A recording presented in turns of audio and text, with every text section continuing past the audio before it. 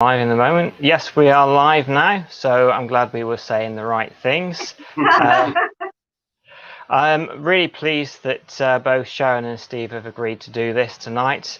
They're both from the Paradox Club. They do wonderful paranormal investigations. So as well as their past life experience, please feel free to ask them questions about their paranormal experience as well. So just before I start saying hello to some of the people that are joining in at the moment, hello, and how are you both doing today or this evening? Very good, thanks, Paul. We've had a lovely weekend. Like on Friday, we've done a live on Friday from some haunted woods. We've done a walk around yesterday, cemetery and graveyard, and an old mansion house from the 13th century. We've done that on the live on the Paradox Club, and today we've just sort of like done a bit of leisure today, haven't we? Yeah, we have. Been going around antique shops and having a good route and a good nosy about, and we ended up spending some money and fetching stuff back with us. So, yeah, we've had a good weekend. Yeah.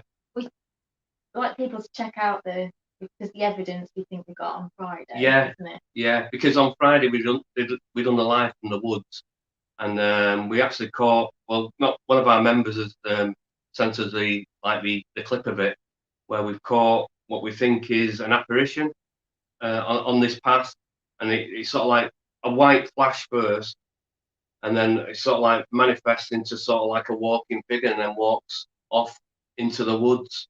Now, we was using an app at the time, and on the app, it said stay here on the app, but we didn't go any further. We'd done an horseshoe to come round because there was a couple of people further up, so we thought we'll do an horseshoe and come round. And one of our members watching said he keeps getting the feeling someone's been stabbed there and lost their life. And when we come past the spot where the apparition was, it said stabbed on the app. So yeah, we had quite an interesting night, didn't we? Yeah, especially to catch something so good like that. You know what I mean?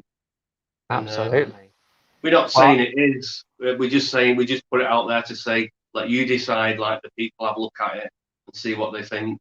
Like so yeah, interesting. After this is finished, I'll put the link to your capture in the description, so people will be watching this afterwards might be thinking, I'd love to go and see that. So that link will be in. I just have to first of all say hello to the ghost lady, the amazing Lyn, or Nanny Lyn as she's well known as. She's a wonderful lady, and she's kindly modding tonight for me. Yeah. Just like to say hello to Cherry. Hi, Cherry. Hi, Cherry. Janet is here, and there's 6 watching, but we might be getting more on. If I've missed anybody's names out, please say, here we go. And there's Lyn saying hello to us. So yeah, she's doing a wonderful. She's an absolutely wonderful lady. And do have your questions coming in, and I'll pop them up, and I'll ask both Sharon and Steve that. But if you haven't seen the regressions, again, once this is finished, I'll put the links in the description of both Sharon's and Steve's. I was going to come to yourself, Steve, first, if that's okay, because your regressions seem to be tied in with experiences that you had at Llandudno when you were a child and knowing where things are. Would you like to let everybody know what that experience was when you were a child? Yeah, as a child, we've spent most of our holidays in North Wales, especially like Rhyl, Tywyn, Abergele, Llandudno, all along the north coast, and I was always drawn to Llandudno when we went, and I used to say to my mum, I'd take her around the street and say, this such a thing in this street, and this street goes to the left and then the right, and I always knew where I was in Llandudno. I'd never get lost in Llandudno, even as a small child, because I knew exactly. I didn't know the reason why, but I knew as if I'd been born there. I thought I'd been born there and moved away. But I just always, even the shops, I could tell you where the shops were, the churches, and the theatres.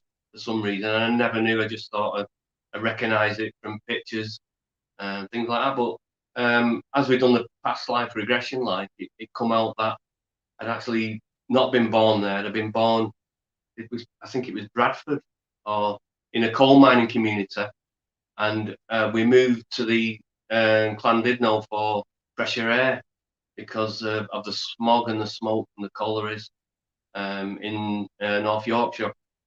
And we moved with my dad's job, who was an entertainer. He also worked on the railways, but I think that was in closed season when there was no like holiday makers, or like, and he'd work the theatre, he'd do dance, and I even joined him on stage, but I didn't remember that. I used to stand and watch him on stage, but I actually I've read up on it, like, and I've read that he actually had him as an act with him, like a 5 minute quick act on the stage with him as a dad and lad, like, you know what I mean? But it was sort of like doing the regression took me back there, and it was just like watching a film. The street I was in when you first asked me where I was, and I said the street. It was like I was watching a black and white movie, and I could see people walking past in the street, and I could see people looking at me and waving, and I knew they could see me, if you know what I mean. It's just like a time slip sort of thing, going back into time and being around that era again, which was around about the 1900s, I think. I was only about 7 in the 1900s. I can remember the school. It was so vivid and clear. And you even took me up to what happened later on, like, yeah. So I've always had this connection with Llandudno or Llandudno and North Wales coast. Yep. Because Sydney's father, who you were regressed to, I think the father was called Mohammed. You said during your regression that you could see at one point he was like changing hats and people were laughing. Yeah. Did you get to find out with some of your research afterwards what some of the routines that Mohammed had? I know you said that he did some stuff with his son as well, but did you find out some of the routines? Because I kind of quite like the old musical routines. I'd be quite fascinated to know what happened there. Yeah. Well, reading up on it, he was sort of like a warm-up man who gets the audience warmed up before the act come on. He went into the halfway through the act, he'd do his own act, like a singing, dancing, bit of a comedy dance routine, singing, get the audience all singing. So I think it, like, the comedy routine was like different acts and characters, which he'd take off, like a policeman and a soldier, or, you know, things like that. So yeah, it was sort of like an act of entertainment for the crowd, really. So, and having me on stage, I can't really recall that for some reason, but I can, reading up on it again, it was sort of like a stooge, if you know what I mean. I'd come on and do the same act as him, but a smaller version. Do you remember, like, Stavros Flatley, who was on this Britain's Got Talent, him and his son?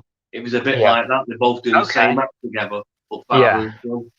Yeah. So that's what I can recall from that actual musical. Yeah. Fantastic. I've got Pat here, Sam as well. Janet's here. I don't know if I said Janet, and Erin as well have popped in. So thank you. So Pat asks, did he play at the end of the pier? I know you mentioned the pavilion, but did he actually do it at the end of Llandudno Pier? Yeah, the pavilion, I think, off memory, was the larger of the two, and a bigger audience. And the act was for the holidaymakers. I think in the afternoon was the smaller one, and then at the evening it was the larger one, which was the pavilion thing. So yes, I do recall it. And what we're going to do, we're going to visit Llandudno in like Sunday cards to go back and visit and walk round. And I don't even know if the pavilion's still there.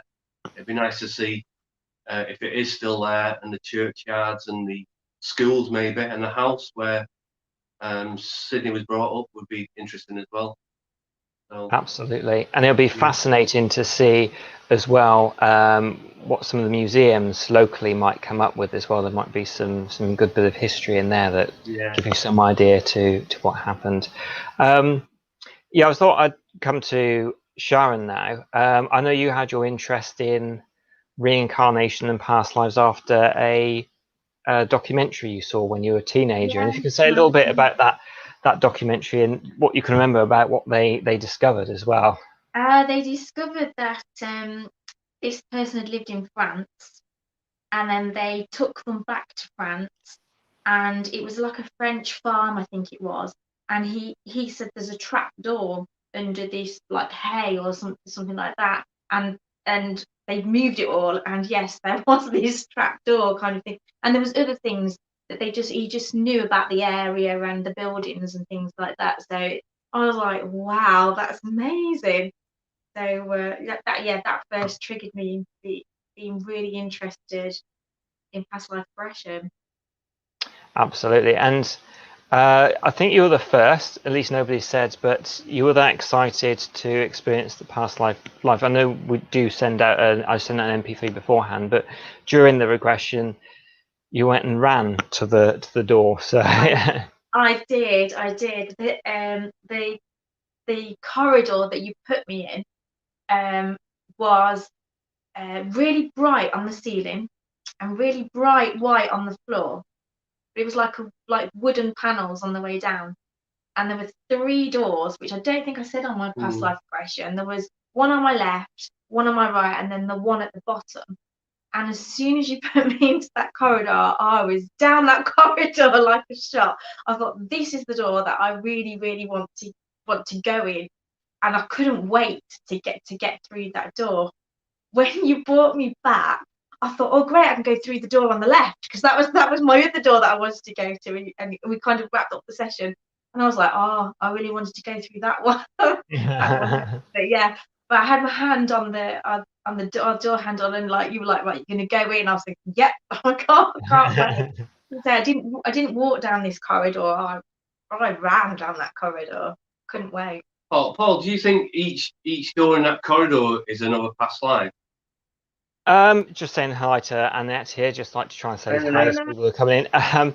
So that's what I think. That's what people tend to feel when they're in although the corridor is a method of getting you through to a past life, but I think the subconscious mind is very powerful and gives you clues that these doors will lead to different past lives, because the corridor is a corridor your subconscious mind will come up as like the pathway, the doorway through to that life. You can do other things, mists of time, or as with yourself, Steve, I did something different, which I don't usually do, but I dropped you out of the sky directly into your past life. I was expecting the corridor, you see.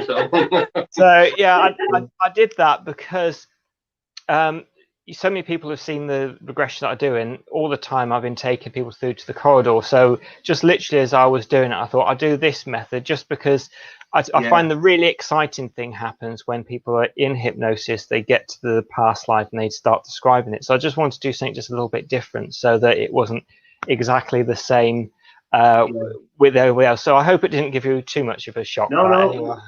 It ended up like the dropping from the sky was significant. Yeah, it did. Yeah. At the end, yeah. So yeah, I was just wanting to know if the corridors with different rooms, but the reason why you dropped me, but I can understand why you did that. Yeah. Good method. Fantastic. We have Lynn with us. To Steve. Yes, go for it. With the regression, you said in Llandudno you knew where everything was. Steve's sense of direction is shocking. Really? Lost everywhere. Yeah. So I can't. For me personally, when we go back to Llandudno, I'm quite looking forward to seeing how. I know it. Yes. Do you know what I mean? Like, because you like, I'd never been to the woods, had I? And I got us out the woods. On Friday, we finished a live and was like going to come out of the woods, and I was taking all the wrong turnings, and I know that woods really well, but only in the daylight when I've been on my bike or around there, and at night it was totally different, and it was Sharon who got us out. Oh God. So just to back up his, you know, what he was saying earlier when you Yeah. when you were there with your mum and you took around. That's how I think. Wow, because that's not. It'd be interesting to see that. Yeah. Won't it? Yeah. Yeah. When we Even in York, we'd only been to Oh, York yeah. a few weeks prior, Yeah. and you were like, I don't know where I Totally am. lost. Mm. Totally So- lost. Every street looked the same to me. In York, so I know I've not had a past life in No. York. Yeah. Well, not that you know of. I mean, we never know. Might explore another one at some point. Yeah, we did, Lee's with us. Hi, Lee. Linda and Linda. Stardust is with us. If I missed anybody out, I do apologise. You see these comments going past. Yeah. So sometimes it's difficult to see everybody's names coming in. So yeah, were there any real moments during your regressions that really stand out for you as like strong memories that you remember afterwards? Mine was the ending of it, really. I sort of like accepted what was going to happen. I knew there was nothing I could do about it, and I sort of like I wasn't scared. You know what I mean? So I knew it'd push me luck because we'd been on so many missions. And I knew it'd push me luck too many times, and after it's sort of like a couple of days later, I was still thinking. It was still fresh in my mind, and I was still thinking of it, like, you know. And I thought there's nothing I could have done to change that. You know, I couldn't have bailed out or anything like that. I was really gonna. So there's not much room at the back of a gun, back of a plane, like to maneuver, really. So it's just the thoughts of it. I was thinking how he might have felt towards the end, but I was so calm. I didn't get upset or anything about it, because you asked me, would I like any other, like, sort of like counselling afterwards? And I felt no, because I'd accepted what was going to happen. Which was good. Yeah. Did you find as well, Steve, with me going, you were thinking about it, like you say, for a good 3 days afterwards. Yeah. And like extra little bits did you find popped in? Yeah, little bits what we didn't pick up on the live. Yeah. Just small, tiny details. Yeah, you know, tiny details, I'd say. Yeah, definitely. Like the colour of your shoes, and when you was in the schoolyard, what games you played. They come back afterwards. Yeah. And I believe, Sharon, because I watched, but it wasn't live, but it was later on in that day, when you and Steve met up having a chat, that you actually woke up thinking, "Where's your dog?" Did I hear that right? You thought, "Where's your dog?" My dog, yeah, I did. Yeah, I had a dog, and that's that added extra detail, if you like, that sort of like pops in. And I used to obviously sleep with a doll, and I was like, well, where is she, kind of thing. I didn't know where she was, and I remember looking. I thought, oh, you silly devil, you're in your room, kind of thing. But yeah, it was a.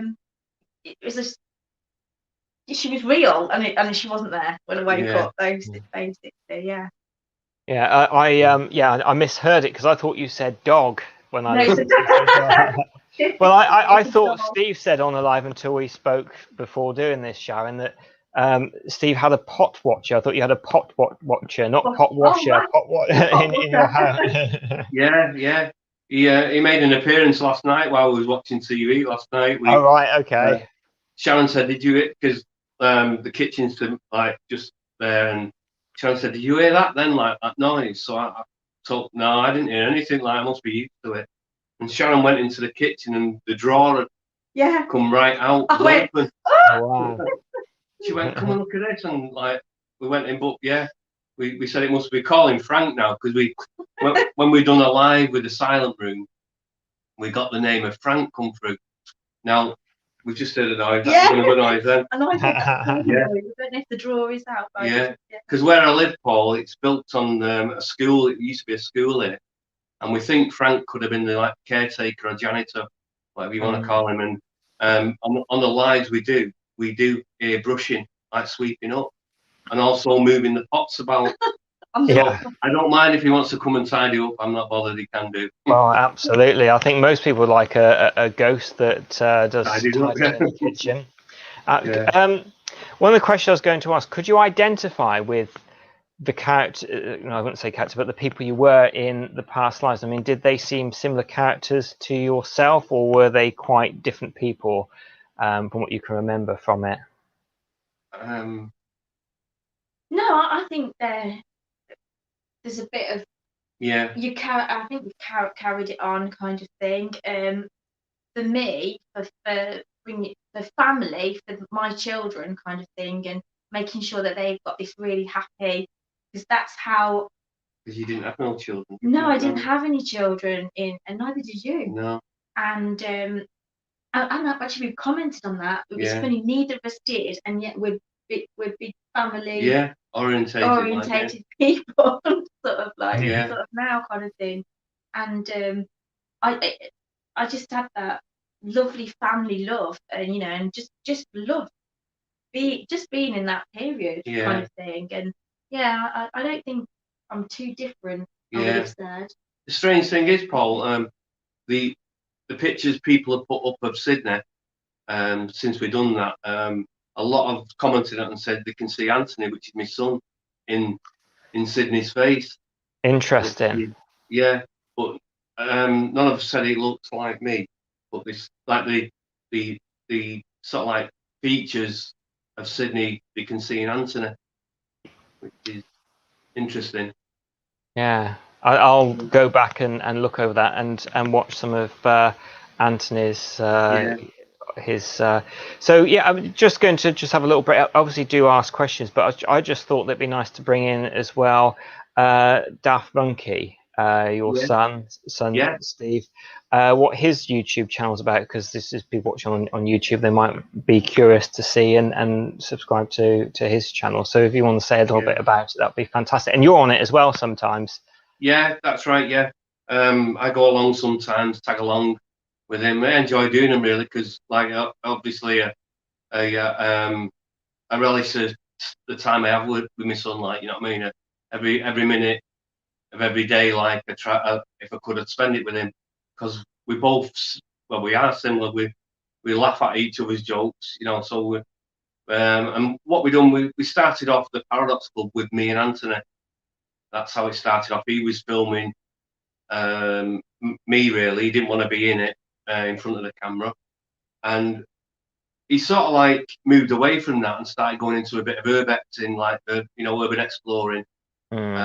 So he had a bit of that, and then he's gone into what he's doing himself now, which is historic. He'll go and find a place. He'll find out what's the history behind it, and he'll build up a documentary about it. He's done all sorts. We've done Fred Dibner, which we both like. We both love Fred Dibner. And we he's great. got to go in his house. I'm watching that one. In his workshop, everything. We saw what he built, which was sort of like a honour really, because we've always been fans of Fred Dibner. And he's also done one on L.S. Lowry, which was fantastic. And he followed the steps of L.S. Lowry from where I live, Paul. His house was just probably 300 or 400 yards to my left there, where he was born. He wasn't born there. He lived for 40 years there, and he had the attic where he painted. So again, we're both Lowry fans, and he's just from Salford as well. But what he loves to find something what's got a story behind it, and he'll elaborate on the story and put his own sort of like stamp on it really. So the videos are fantastic. What he does. Done the Scuttlers, which is like Manchester's version of the Peaky Blinders. It was probably 50 years before the Peaky Blinders. It was in Manchester, about the Manchester street gangs, the fashion they wore, the street fights they had, and what it was all about. It's fantastic. It'd be really interesting, and it really does go in depth into it. Each video will probably take him about a month to do. And when we done, I think it was the Scuttlers we done, or it could have been one of the Manchester ones we done. He we'd filmed it and everything, and he said, I'm not happy with it. And he went back, had a day off work, and he went back to film 2 minutes just because he needed that clip, and he thought I should have done that while I was there. And he went back. He's so precise on what he does, but he edits all himself. He puts the music to himself. He creates the music, and he researches it himself and directs and stars in it. And they're absolutely fantastic. He's got a great following. He's been asked to go on the TV twice. For one, he done one called Little Island, which was really interested, and the Irish community from Manchester jumped on it, and that got shown all over the world in Canada, where there's a big Irish community, and especially in Ireland, they loved it. And they interviewed him on TV, so he does great. And they were calling him an historian. He said, "Look, I'm not an historian." He said, I didn't do history. I didn't like history in school. He said, it's just as he's got older, he's got into the history of Manchester, and anything he can, like what he used to walk past and he'd never give a second glance, now he actually does. Like, and he thinks, we lived here before and things like that. Fantastic what he does. And his videos are really popular. He's got over 2,000 subscribers now on YouTube, and it's growing. So he's doing really well.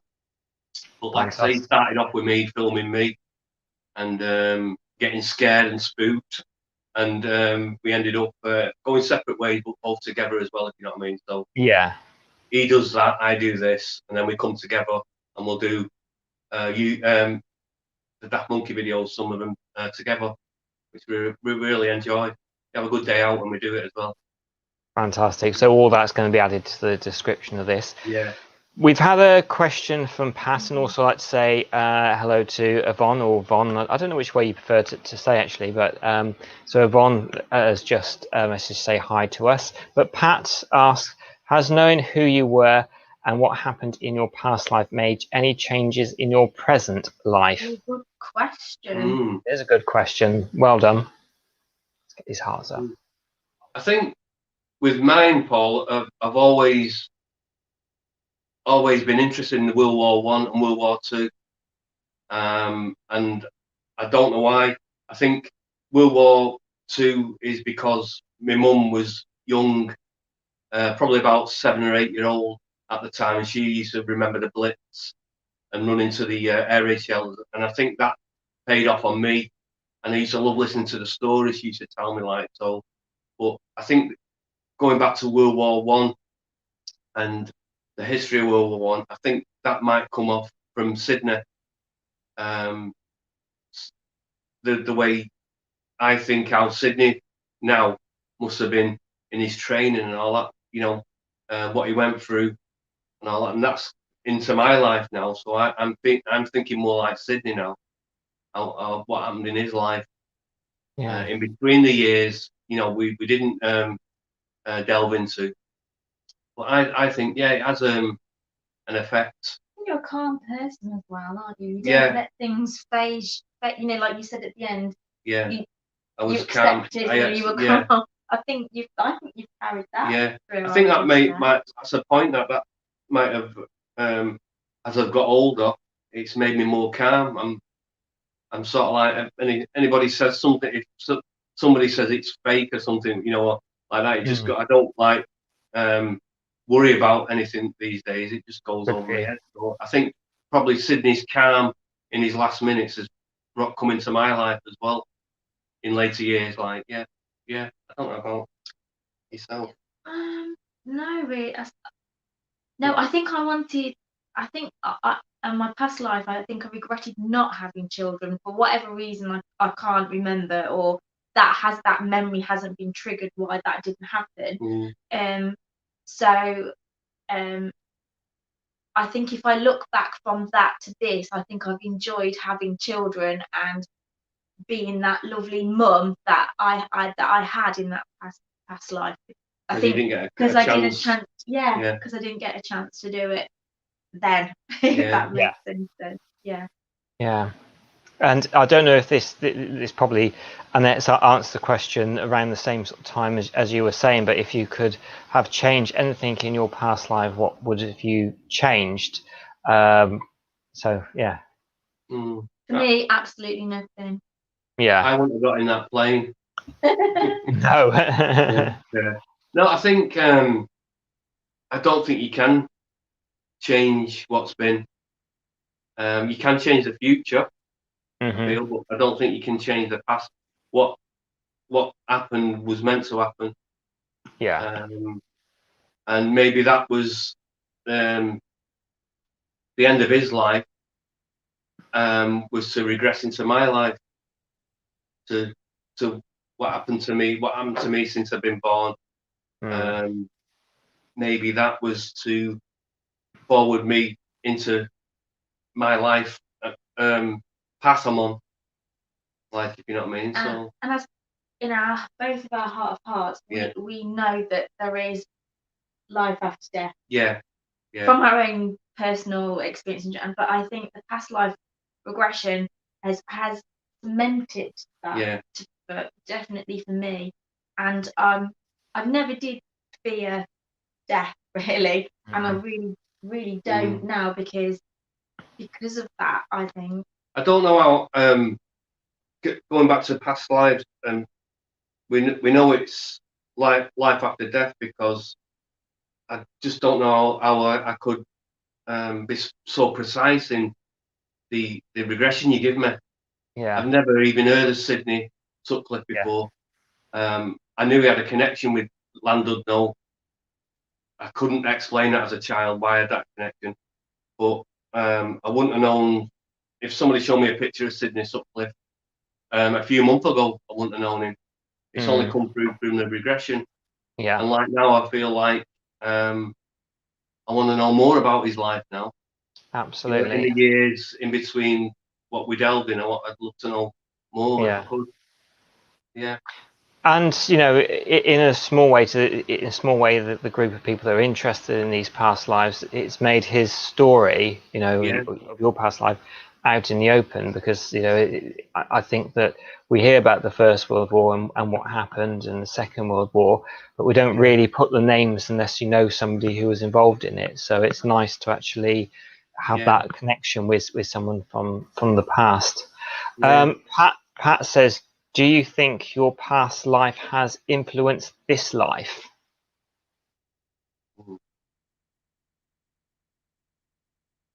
It's a good question. But do you mean from this? Is whether she means from this point of view or from?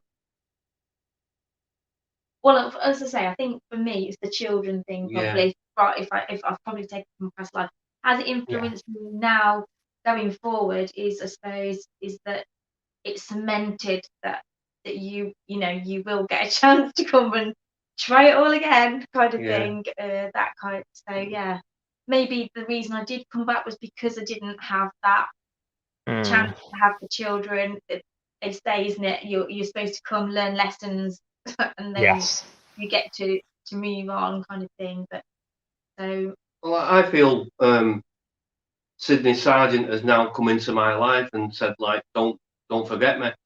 Research me. Come back and understand who I was. So I'm thinking, as the regression, I know it's me, but was Sydney part of the regression in a spiritual way? Coming on to me to say, this was you in a previous life. Research it more, because it makes me want to research more and find out more about him. So it's a good question. Absolutely. And Linda here said, if you did it again, would you reveal the same past life or another? Do you reckon you would want to do the same one or another one? I'd like to try another one. I'd like to see how far back I actually can go. I don't know if that's a word. I'd like to see what if before Sydney's life, the life before that. I'd love to try that again. See if I can. I mean, it could be nothing. I mean, Sydney could be the first of the bloodline, so to Yes. speak. I might be the second or the third. So in between Sydney's death and my birth in the 60s, I might have there might have been another life somewhere. Yeah. Yeah, I'm connecting sure I, all three. Yeah, I'm sure I Yeah. can set that up at Yeah. some point. Yeah, and for me, I like I said, when you put me in that corridor, I was like, and then you brought me back. I was like, no, I want to go through that. Come on now, please. So yeah, no, I think maybe went to our favourite one. yeah. Although Mm. I don't know if yours would be a favourite. I don't know, No, I because don't it's know. not. It'd just be interesting. Yeah, for me, I felt I went to my favourite. I Mm. just wanted to be back there and relive it. Yeah. That's how I felt. Yeah. And I think the next time I was like, oh no, I want to go through this one now. So, Another question is, Paul. I wanted to ask you was, could I regress into, say, when Sydney died? Can I regress into where Sydney went before? Yeah, absolutely. So I mean, that can be something that we done when I do the live, because I tend to find when you're doing the regressions Yeah. around an hour, because there's usually about half an hour of questions and answers after. It is usually the right sort of time to spend on it, and I have done them where they go forwards. Yeah. And sometimes when you go with that life between lives, sometimes people then jump into the very next life that they sort of had, and with the timing of things. And I think it comes from when I used to take people originally on, and still now, because I still got some DVDs left, but I've got a DVD camcorder, so I'd sit them down, and the DVDs last exactly 1 hour. So it'd be like get to 55 minutes on because I'll be sort of keeping an eye on the timer, and then I just sort of want to explore the last 5 minutes a little bit of that life between lives. Yeah. And then they suddenly, before you know it, they've jumped into the very next life that they had after that one. So you kind of had to do a real quick sort of whistle stop tour from that life to the sort of the next one. But yeah, so I mean, that's something we can definitely set up, would be to explore the life between lives, or another one. I know, Sharon, you said you'd be quite interested to maybe even explore more of that particular life as well. So was there anything in particular that I didn't ask during that? Because I kind of usually jump forward roughly in 5 years sort of time. Was any things that you would be quite fascinated to explore within the life that you had? the life that I had, there was the one bit where I was I was a little bit sad, and I was on my own, and I don't know how I became on my own. And so it was that bit that I think that I'd want to know what was going on. I mean, it could have been he went off to war, you know what I mean? It could have been something, I don't know. But just that little bit there just is a little bit missing, if you like. And I never did, in the 3 days, have that little bit of information sort of back, really. So yeah, just there where I was a little bit, I didn't know what to do with myself in some ways, and I know that I felt worried, or I was upset, you know, I wasn't, and I was lonely, and I don't know why, if you like, that kind of thing there. So Von has, when I had my regression with Paul, I think my past life had made me realize what makes me think in ways I do in certain ways, aspects of my life, So yeah, that's I do get that. Yeah. I don't know if you can resonate with that at all. Yeah, Definitely. Yeah. Pat here said, if you done Sydney's family tree, I wonder if it links with yours in some way. So yeah, that would be really interesting. Yeah, my sister has traced bits of our family back. Now, from the Irish side, we've got Irish connection. From the Irish side, we can only go back a certain few generations, because the records were different in Ireland, going back to the turn of the century. But my sister have traced our family back to, from my mum's side, that they come over as Flemish. They were from Flemish is that Belgian way, and they come over as weavers, Flemish weavers. You've heard of? They come over as weavers from there to Wisbech, I think it's called, and they moved up with the cotton, sort of like the cotton and the trade. So when the work dried up there, it moved to like north, a bit like a gold rush, but in cotton in the north. So that's how we ended up our family in the north on my mum's side. But yeah, it's great what my Fascinating. sister learned. She went back to nearly the 1700s. But I'm just wondering if could there be a link with that side of the family, my mum's side of the family, with Sydney and Wales? Because my mum had relations what lived in Llandulus, which is just before Wales. Mm. So it could be, I don't know. We never knew who Yeah. they were. Well, I didn't know who they were, but I'm sure my mum said she had relations in Llandudnus or Llandulus, sorry, Llandulus, Mm. which is just before Llandudno. So there could be a connection there. Maybe that's where the links. You know what I mean? It'd be well worth to try and research that. Absolutely, it'd be really, Yeah, really, absolutely fascinating. yeah, I just quickly answer Annette's question. Is yeah, I've done regression 3 times. The first time was when I was learning hypnosis. Dr. Raymond Roberts was the person who was teaching me. It was just classic hypnotherapy, and one of the ladies on the course wanted to just try and get the past life regression on me, and I was Tim. I can't remember the year now because it was so long ago and it wasn't recorded. But I was like a carpenter in the Lake District. Another time, I had a regression. Um, I went right back to sort of hunter-gatherer times. I couldn't come up with a year because I just had the concept that there would have been no such thing as years then.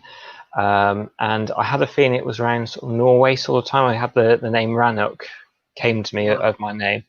And the other one is that I'm hugely better now. And by doing the NLP and the hypnotherapy, really working on myself, I'm better. But I always had a trouble expressing my truth. So I was a radio operator in the 1960s in the last regression that I had in Russia.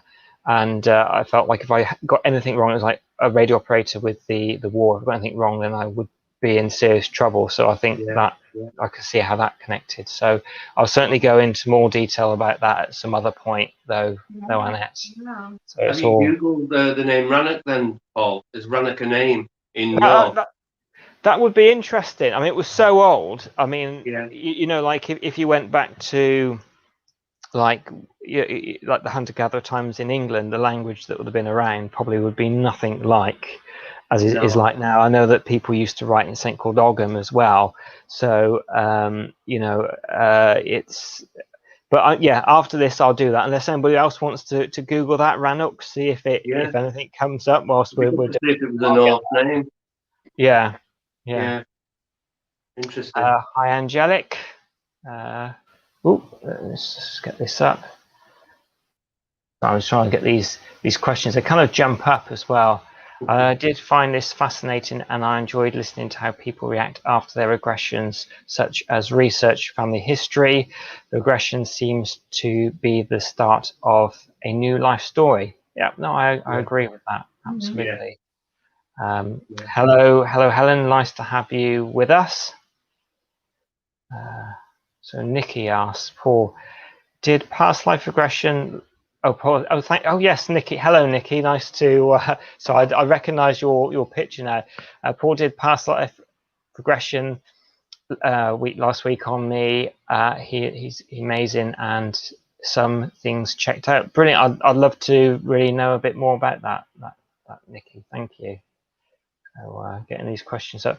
I'm so interested and amazing in past life regression. It's such a fascinating thing. I think, like with yourself, Sharon, I got really interested in past life and past life regressions whilst watching that program, Strange but True. So I don't know if you Yeah. watched that at all, but that was absolutely, absolutely fascinating. So when you do go to Llandudno to do this sort of research, what sort of things are you hoping to sort of find out. I know you mentioned to see if the palace is still there, but where are you going to be starting? You arrive there, obviously check into your hotel or whatever, but what sort of things are you planning to do whilst you're there? Yeah, I think I'm gonna go sort of like ground zero. I'm gonna go back to the home first to see what the house looks like. If it's still, I think it is still there. What it said, yeah. So I want to go around there and I want to try and feel what that feels like to me. I know a lot of it's probably changed in like the 100 years or whatever which have passed, but I think if I can feel the feeling of being in that street, the walk to school, the walk to the theatres, um, and I can sort of like walk in Sydney's footsteps in his early years. I think that's what I want to feel really. So we want to also have a walk around the cemetery to see if we can find Sydney's families, because I think Sydney's buried in France. Mm. It's So like on a war memorial. yeah, his father used to do a benefit concert for him once a year on his birthday. We found out, yeah. So his father would do a benefit once a year in the theatre. The money proceeds would go to I'm not too sure what it was, but I think it could have been like the soldiers' welfare or something like that. So his father lived in his son's name lived on in his father. Yeah. So it'd be like That's nice. the Sydney Sutcliffe Memorial, So I want to see if there's a memorial there to his father or the family plot, and see if there's anything mentioned on there of Sydney killed in action, buried in France, something like that.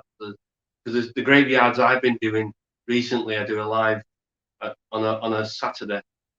I've noticed some of them have said killed in France and returned to England and buried here. So I'd love to see if there's a mention to Sydney in Wales, where he's buried. I know I can't remember the name of it. It's a French name, the cemetery. Yeah. I'd love to I'd love to go in his footsteps first from the ground zero, the house, and move around in Sydney's feet, really, or choose where he would have walked to school, and things like that, just to see if I can feel it.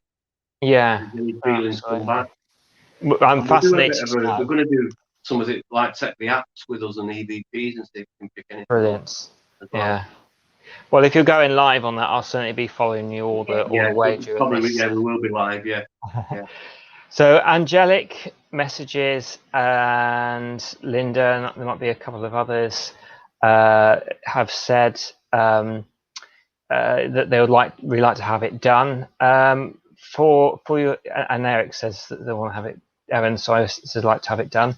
How did you find it yourselves? Because it's easy for me to say, oh, it's a wonderful time, we have a lovely time, but as yourselves actually being put into the hypnosis or nice relaxation, as it's nice to say, because some people slightly freak out when you say hypnosis. What was it actually like for you having those experiences? You went first, so that's what I'm going first. Yeah, I loved it, to be honest. I really did. I think it's because I was so excited when I was in that corridor to go down to that door. But I found the whole experience just amazing, and the feelings you feel, and like you say, it's like a picture plays out, and you're just like, where is this coming from, really, kind of thing. So yeah, it was a lovely experience, and I think if I had another one in the past life was very similar to yours, I think I would still find it a very lovely experience, to be honest, because I was surprised how quick you actually go into it, and like the countdown you did, you can feel yourself.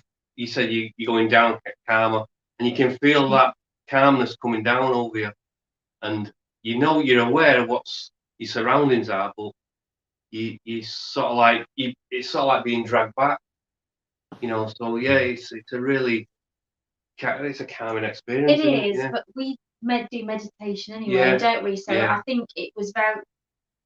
it was very similar on that. You pulled on that experience, Yeah. isn't it? So you were able to. Your voice helps as Oh, well, your Paul. voice is lovely. Fantastic. Thank you. Yeah. Yeah.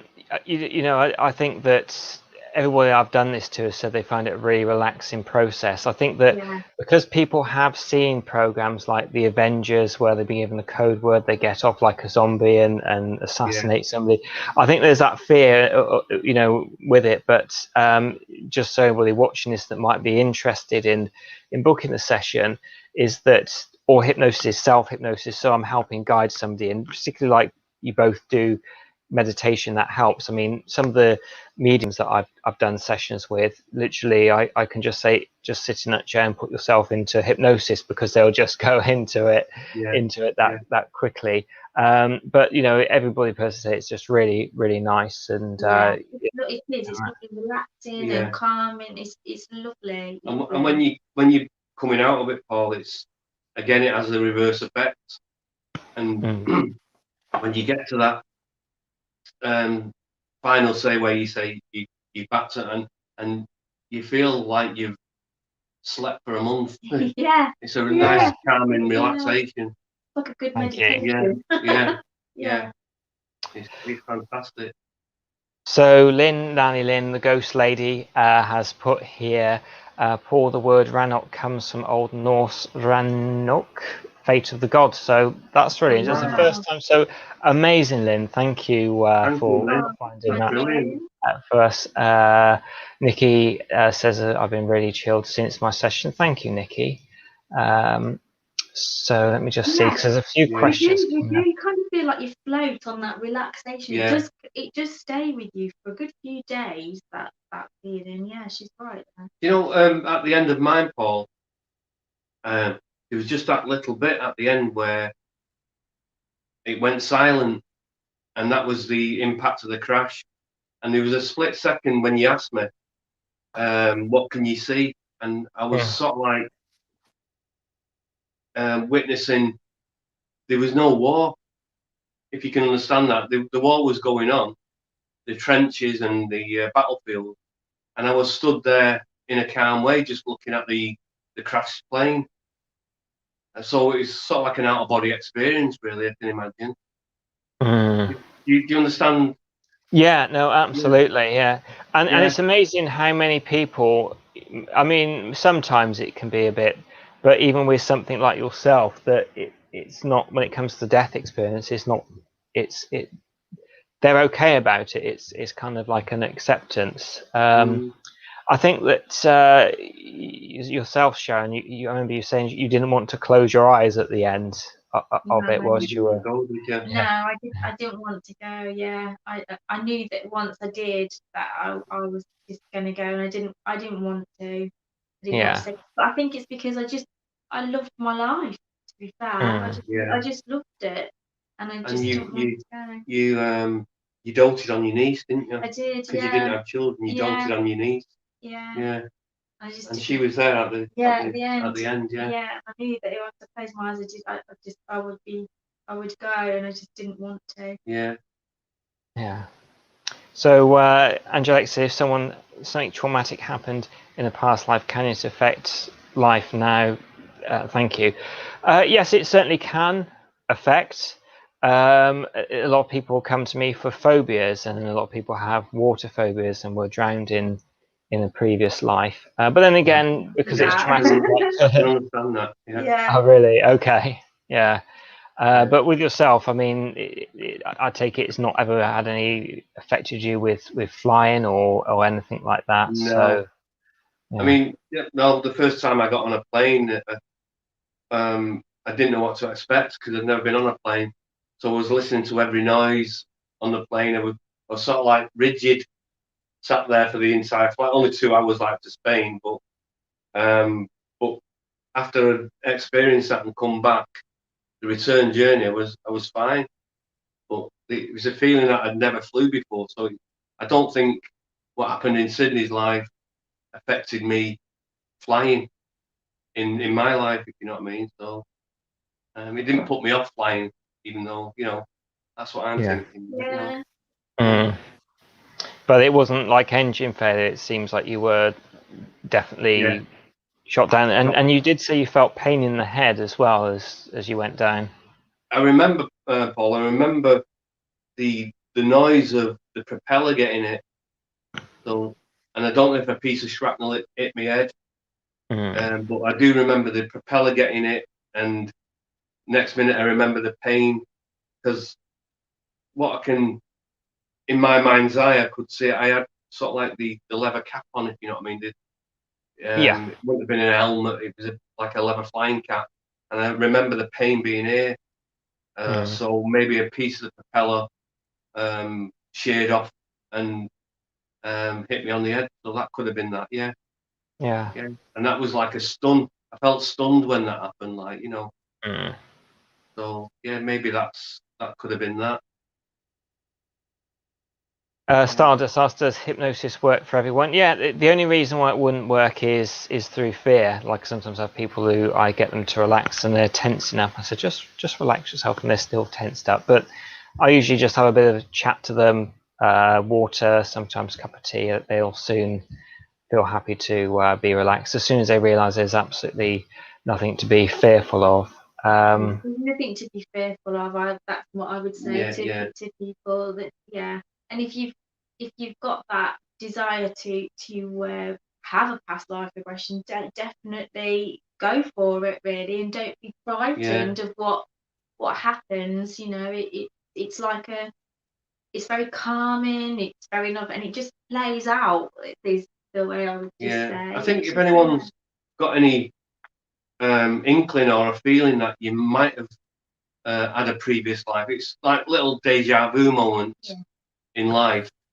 If you have that feeling, I think you should have it done. You should be regressed, because I think that's a sort of reminder that you've had a past life. And I said to you before we did it that I've had loads of deja vu moments around Llandudno, and that's probably moments what I've thought I'm going to find out more, like, you know, maybe it's just like light bulb moments, saying, like, you know, this was you, the reason you remember this is because you once lived there, like, you know. So, but if you have any deja vu moments and you've got a feeling you have, I'd recommend it highly to have it done, just to see if you've had past lives. I think that's, forgive my dyslexia might be coming out, it's Sarita. I think that's the way I say that. Hello to you. And there's somebody else new who's just joined, Iron Firehorse. So thank you for joining in, and hello to you. I've got Lyn's kindly put up my, she's wonderful, Lyn, put up my details so that people can contact me. So yeah, somebody also asked, I'll just leave that on for a second, if anyone wants to grab a pen and paper so they can contact me. And again, you know, I'll also put details down for people joining the Paradox Club, if those wanting Paranormal and Daft Monkey. And I'll just try and get to one of these. Somebody said, which I can't find it now, but said they'd like to have hypnosis done. Oh, here it is. So I would love to do a past life regression, but I'm a bit scared of getting hypnotized. So, I mean, I can explain what it's like, but as yourself going into it, you said you were sort of sinking down. You regularly meditate, so I don't know if Annette, you meditate, but would you say it felt similar to that? Some people say it feels very similar to meditation. Some people say it feels slightly different. So, yeah. It sends you into that state of calmness, Paul. It's just like meditation. On the level of meditation, with the regression was very, very similar. Feeling. Similar but different. But on the being relaxed and being calm and everything. But I think the difference is when I do meditation, I'm not speaking. No. Yes. I was in meditation, but I was conversating with yourself. Yes. So it's very, very similar to meditation. Yeah. A deep meditation. Yeah. Nikki, I most certainly will be looking out for your message that you sent through to me. So another thing I was going to sort of say, for yourself, for your own sort of channel, what sort of things have you got coming up for your on the Paradox Club? So those that are watching, I think a Yeah. lot have come from the Paradox Club, but those that are Yeah. watching and thinking, I'd like to see is what's coming up this week of Right. things. Yeah. So what happens, Paul? I went from 1 day a week on a Friday, doing a live with an object on a Friday, and that was it. And but what we done, Sharon got involved, and because of the lockdown, I thought people might be bored, not being able to get out. So we introduced like 2 nights a week and then 3, but sort of like an average week of the Paradox Club is a Monday. We start a live on 7:45 every Monday, Tuesday, Wednesday, Thursday, Friday, and Saturday 2 p.m. But Mondays is what I now call, it was an experimental evening, but what I do now is a silent room experiment, because we get so much in the kitchen going on. People have said, why don't you go out the room and leave it? So I come up with the idea of calling it the silent room experiment. So I set it up as a live, and I just leave the room and go and read on my bed and come back in after half an hour, see if anything's happened. And people say, can you do an EVP? I'll leave an EVP on. So that's a silent room experiment. Tuesday, Sharon does a spirit communication by her app. She gets some great communication and connections, don't you? With just like apps, and she'll have spirit balls and motion sensor lights, things like that, and just to see if we can. And she'll use 2. We've got our own app now, which is given to us by Brian Holloway, which is the Paradox Club app. And it's like a word bank. And we also use another one, which is like an Oculus, which is like words what the spirits can communicate with. And Sharon gets fantastic evidence there. On a Wednesday, Sharon does a live again, and she'll go out with friend Mel, and they'll go to, like, you've been to churchyards mainly, haven't you? Yeah. Yeah. And some crash sites. Yeah. Too as well. And sometimes we put Wendy sits in the chat, doesn't she? Yeah, Wendy will do the history. A bit like Nanny Lyn is doing at the minute, like doing, helping people. She'll answer any questions that people have, but she has the names and things like that, and so because we try not to give anything away, and so see what people pick up on that. And it's great now because it's staying a bit lighter at night, so we get to when Sharon's live, we get to see where she's actually investigating. First, and the picturesqueness of it and that. So that's always a good one on a Wednesday. On a Thursday, Sharon does the oracle cards. She does the angel cards, and you do the tarot cards. And again, she gets fantastic evidence again, and they're always nice, aren't they? They're always lovely cards what she pulls out for people. And she'll put 8 names randomly into a hat and draw 8 names out. And that's Thursday night. Friday night is live in my kitchen again, and I do an item of interest. And that's why we've been going around the antique shops today, because I like to find an item which I think may have a spirit connection to it. Because like children's toys, a gentleman's watch, they're all personal items. And I think if you've had that item, it's been your item. So what we do then, we try and communicate with the spirit which may be attached to it. Sometimes we don't get communication off that. We'll get communication from somebody who's watching, and they'll sort of like come forward to us and say this is for me. So we'll try and communicate a bit like a telephone line, where I'm in the middle and I've got the spirit world here and like the real world here, and I just try and put them together. But I like to do an item on a Friday, and then on Saturday I do 2 p.m. on a Saturday now, where I have a bit of history, a church and a churchyard, and I'll do a couple of walk rounds and try a bit of with apps and things like that, just to see if we can pick up anything from the graveyard. So and we have Sunday off, as you can see. Yeah. Well, I'm really pleased that you've come on tonight. It's gone from an hour on a Friday to like all week really, and it's 6 days a week. and the only reason we did that was because we thought people might have been alone during the lockdown, and people have said to us, haven't they? They have said that, like, you know, it's a privilege, like, to watch you, to be part of the Paradox Club, because, like, they've sat in all day and they've had nothing to do, and they've been looking forward to the Paradox Club, because that's why it's a bit of like a family thing now, because we've got people from America, New Zealand, Holland, Scotland, and we come together and we're all friends and we have a laugh as well, because it's not all serious. Tuesday lesson. Yeah. Tuesday started off great, but ended up like a free for all. Everyone was laughing and belly laughing and tears rolling down the faces. So it's not all about being serious every night of the week. We can have a laugh in there as well. And it's not a laugh at these spirits' expenses. It's a laugh at us. Some of the things we say, and people will like pass judgment and laugh at it, and then it'll set Sharon off laughing. So yeah.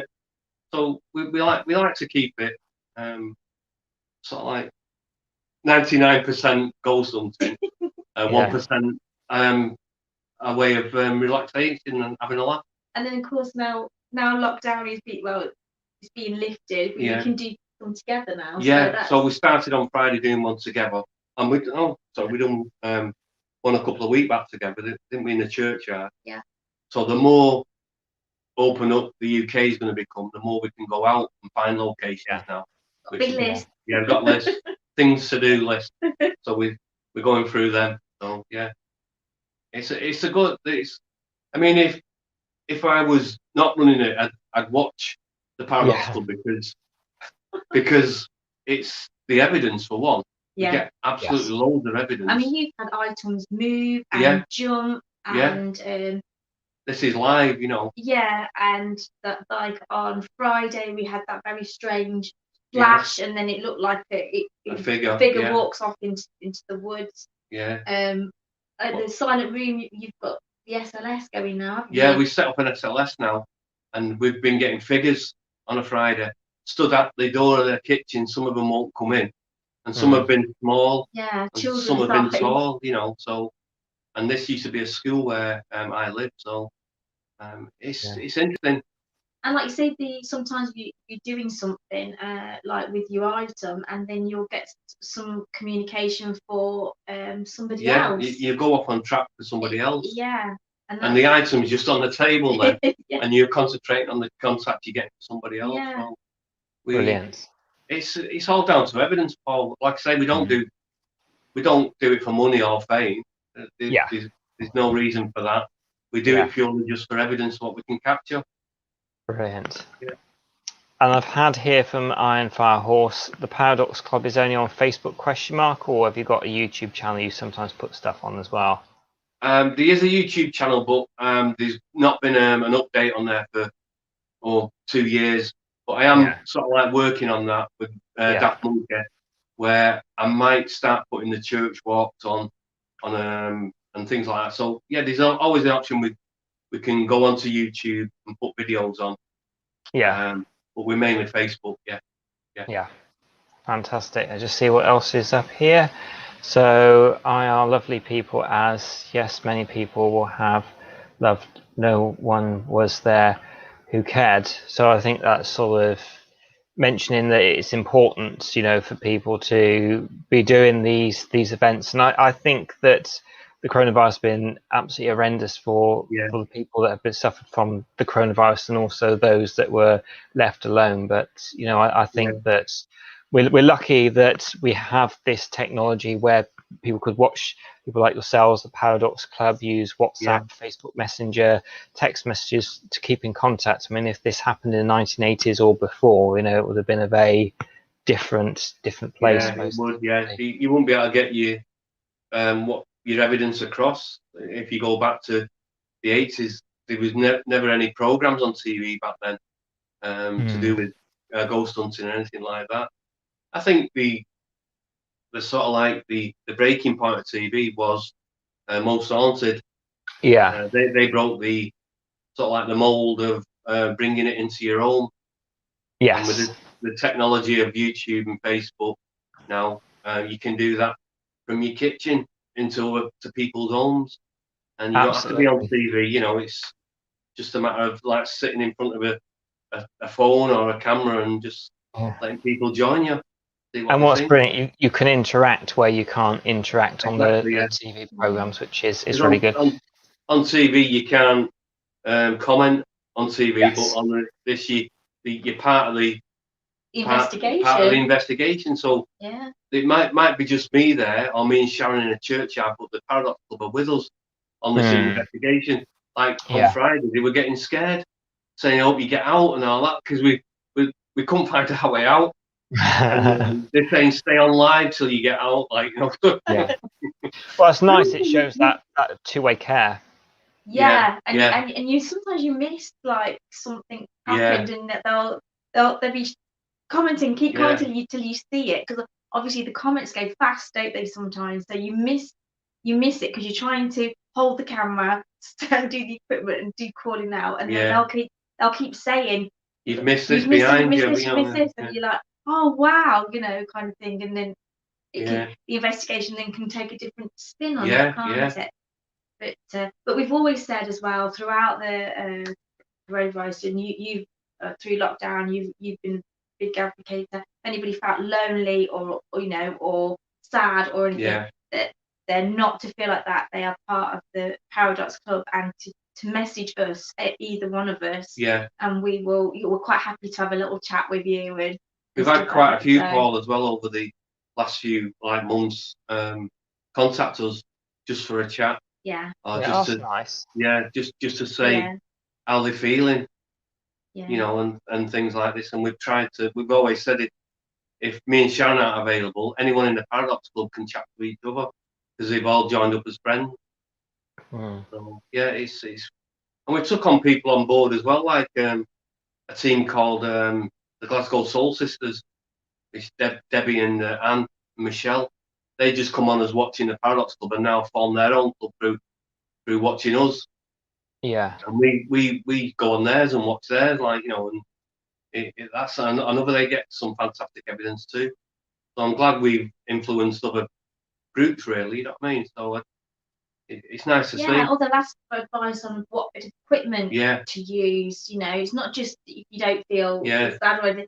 It's like, oh, you know, or what tarot What's the best? cards, Yeah, or what do you use, or yeah. Which is your best EVP? Because there's so yeah, many out there, and I'll recommend an EVP which I use. So, Yeah. or somebody who Brilliant. makes equipment. We have a guy who makes equipment, and I always recommend them because it's fantastic equipment.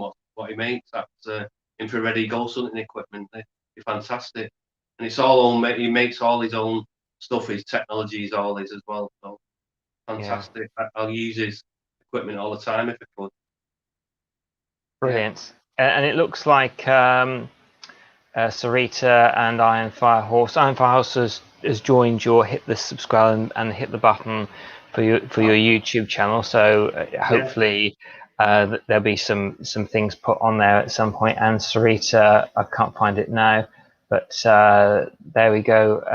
Going to watch Paradox Cubs that just sent to join. So there's Oh, thank Sarita. you. Thank yeah. you. We'll accept you. What we'll do, we'll go on and accept you into the club. And we do a competition as well. Oh yeah, we started doing a competition for people as well. Just it doesn't cost anything to enter, and we just put a caption this competition up where we'll put a photograph up and everyone innuendos and everything on it, like, you know. So we just have a bit of fun that way, and we'll pick a winner and a runner up, and we'll send them a prize at the end of that. So that's something new we've introduced as well. So it's just a bit of light-hearted fun, really. Like, so That's just try brilliant. and find the weirdest picture we can find and let people have a play with it, really, and see what they want to say. So Yeah, I'll join in and do that, yeah, definitely. yeah, Yeah, Linda was just saying to check out Daft Monkey's yeah, YouTube channel, yeah. and yeah, and a wonderful Thanks, Linda. message to Sarita to Nanny Lyn as well there. So Nanny it's Lyn's all channel is great as well. Yeah. And we tried to do cheers. this with Nanny Lyn to get her on and do some ghost stories, and we couldn't get Yeah, the connection that night, and everybody was devastated because I yeah, bigged it up like, you know, Nanny Lyn's coming on, we're going to do ghost stories, and we just couldn't get the connection that night. But yeah. maybe this what we're doing tonight is we could link up with Nanny Lyn that way now. So Yeah, absolutely. StreamYard's a yeah, fantastic tool to use, and if you have trouble with it at any point, you know, I'm sure you should be able to use it. I mean, I'm using my laptop, so I think that is a little yeah, bit easier to use and navigate your way round. But should you have trouble with it, I could always set yeah. yourselves and Lynn up, and then I'd disappear from it, you know, so you Oh, can do the thank ghost you. That's stories. great, So Paul. yeah, That's that That's can lovely. great. Thank Thank you. be done. you. We do want to get Nanny Lyn on, like telling us the ghost stories, like 'cause people Mm. will love her. Oh Yeah, yeah, yeah. We'll absolutely. try again. We'll She's definitely try again, Nanny Lyn. definitely not. Brilliant. One of those, I'm jumping around a bit, but when you, I just want to go back with a question because you might see me glance out a few notes that I made and jotted down here. But when you did do the regressions, did it seem like for yourselves that when you were in there that, oh, that's interesting, this is what I'm seeing, or did it feel like connection and feel like home to you when you first went through the door, or at any point throughout the regression? Yeah, it was like just to me, it felt like I'd just been dropped into my previous family, and it just how can I imagine it? As I said, there's a time slip, so that life was still going on, and I sort of like just dropped into it and carried on with what I was doing with me, the people around me, really. So yeah, it was sort of like just going straight into my life again, not as Steve, as Sydney. Yeah, so it's Yeah. interesting. I don't know if yours felt For like me, that. yeah, well, Yeah, I walked into a park, and the only difference was that I thought it was England, if I'm honest, and then it was like I had this America in my ear, saying Right. it wasn't. So, and I was like, I wanted to go, what, really? yeah, That kind of thing. Yeah. But oh, okay. And so that was a little bit of a shock, if Yes. I'm honest, because where the park as well, it could have quite easily have been England, but then it was like, no, it's America, America. I was like, oh, okay. mine started off, Paul, as getting off told off because Yes. the houses had railings alongside the houses, and I was running up and down with a stick, and the neighbours were all like, "Is that bloody Sydney again?" Like, you know what I mean? And that's what it felt like. I thought, oh, that's Mister Such a Body, like, I'll wind him up a bit, like, and that's what it felt like to me. So I was dropped into that life as running up and down with that stick to start the regression. Yeah, Yeah, fantastic. yeah, So Lynn says that she's free all this week if you've got a chance to meet up and do some ghost stories yeah, with her. That'd be definitely. absolutely wonderful. I'll certainly be watching for that Yeah. one.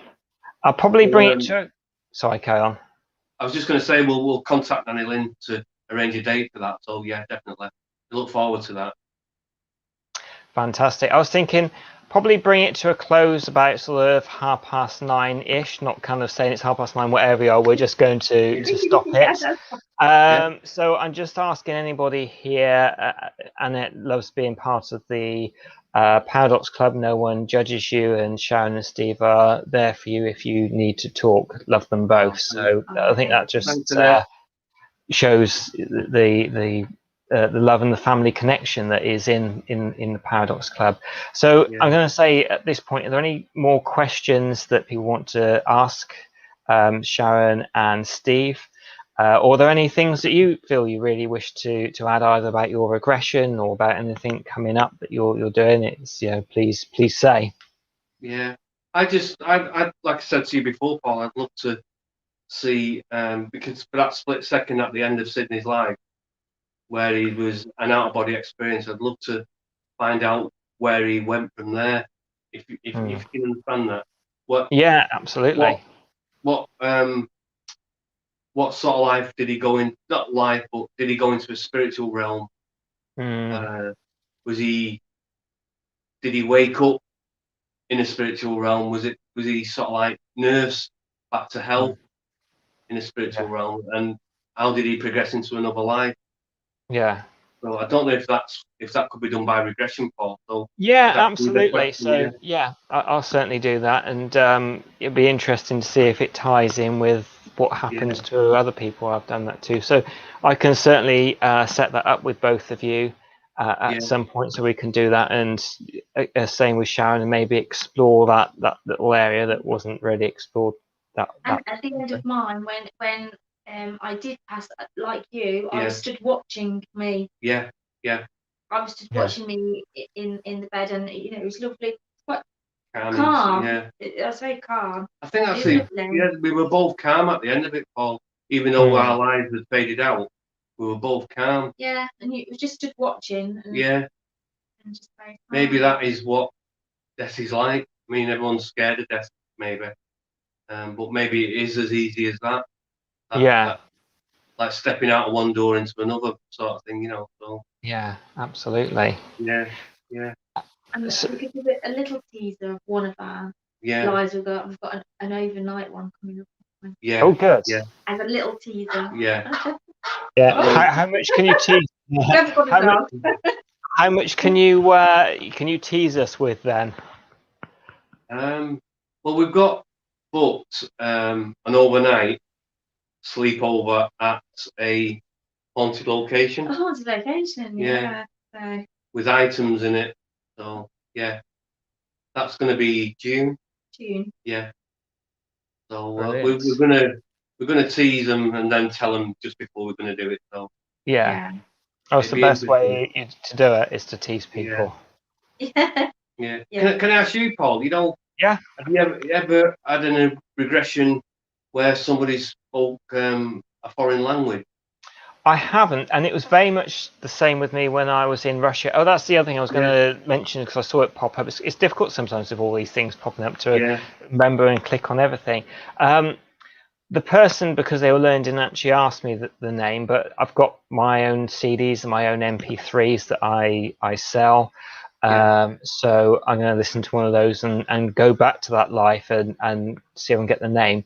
But and it happened to me, and it's happened to other people as well. It's like you hear the language, but I was still speaking English, and I couldn't interpret some of it. But it was kind of it would be like I stuck a Russian film on, and I would sort of say, if somebody said to me, now what did they say then? And trying to get that, you probably would get it a little bit wrong.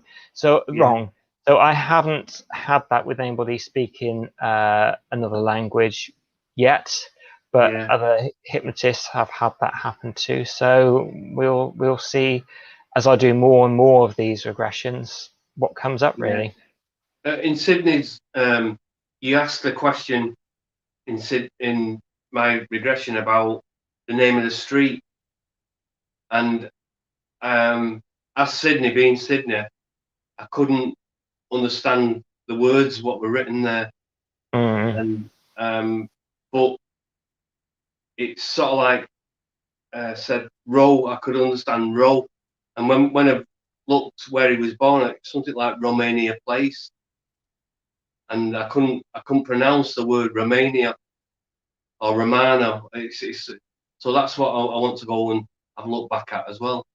So I know for a fact the address is somewhere near Romania Place or Avenue in Llandudno. But when you asked me, I sort of like looked at the sign, but I couldn't understand it, if you know what I mean. Maybe I was only probably 6 or 7, so I was probably learning the language, like you know. But that's the other thing that I found. And it will be interesting to see whether anything from Sydney's life, knowing where things are, kicks into place when you're going around Llandudno. So, with bated breath, I will certainly be watching that. I can't wait to go. Yeah. Fascinating stuff. Really good. So I think some people are beginning to sort of slowly drop off now. We had about 20, I think. I wasn't sure, 20 or 21. So that's a nice amount of numbers of people. So I'd like to thank everybody for watching this evening.